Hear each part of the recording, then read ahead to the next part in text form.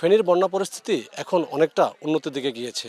সকল উপজেলার সাথে সড়ক পথে যোগাযোগ অনেকটা স্বাভাবিক হয়েছে, যদিও অনেক উপজেলার অনেকগুলো গ্রাম এখনও পানিবন্দী রয়েছে। তবে জেলা প্রশাসন বলছে ত্রাণ পৌঁছানোর মতো যথেষ্ট স্বাভাবিকতা ফিরে এসেছে, যার কারণে আইনশৃঙ্খলা বাহিনীর মাধ্যমে প্রত্যেকটি স্থানে এখন ত্রাণ পৌঁছানো সম্ভব হচ্ছে। বন্যা দুর্গতরা এখন আর খাদ্যে কষ্ট করার কোনো সম্ভাবনা নেই বলে জানিয়েছে তারা। 10 দিন পরে এই প্রথম সরকারিভাবে সেনাবাহিনীর পক্ষ থেকে ত্রাণ আসছে। গতকাল কিছু ত্রাণ এসেছিল বিজিবির পক্ষ থেকে। এখন আমাদেরকে শুকনা খাবার দিলে লাভ হবে না, এখন আমাদেরকে দিতে হবে চাল ডাল, যেগুলা দরকারি। যে সকল বাড়িঘর থেকে পানি নেমে গিয়েছে সেখানে এখনো দুরবস্থা, বন্যায় লন্ডভন্ড করে দিয়ে গেছে তাদের বাড়িঘর। তা সংস্কার করে পুরোপুরি স্বাভাবিক জীবনযাপনে আরো কিছুটা সময় লাগবে বলে জানিয়েছে স্থানীয়রা। পানটা যদি আপনি খুব তাড়াতাড়ি করে দেওয়া হয় তাহলে আমরা ভালো থাকবো ইনশাল্লাহ ভবিষ্যতে, নইলে খুব বিপজ্জনক।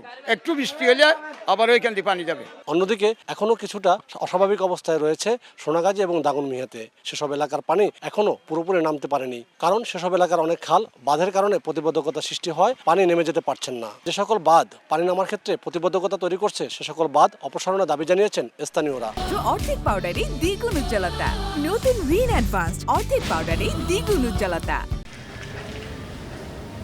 পুরো জেলার যত আবাদি জমি ছিল তা এই বন্যায় পুরোপুরি ক্ষতিগ্রস্ত হয়েছে। তাই কৃষকরা মনে করছেন এখন আর ধান ফালানোর সময় নেই। ত্রাণের পাশাপাশি সারা বাংলাদেশ থেকে ধানের চারার যোগান দিলে হয়তো কৃষকরা তা লাগিয়ে কিছুটা খাদ্যক্ষেত্রে যোগান দিতে পারবে। জেলা কৃষি বিভাগ বলছে জেলার কমপক্ষে ৪৫,০০০ হেক্টর জমি ক্ষতিগ্রস্ত হয়েছে। আতিয়া সজল, সময় সংবাদ, ফেনী।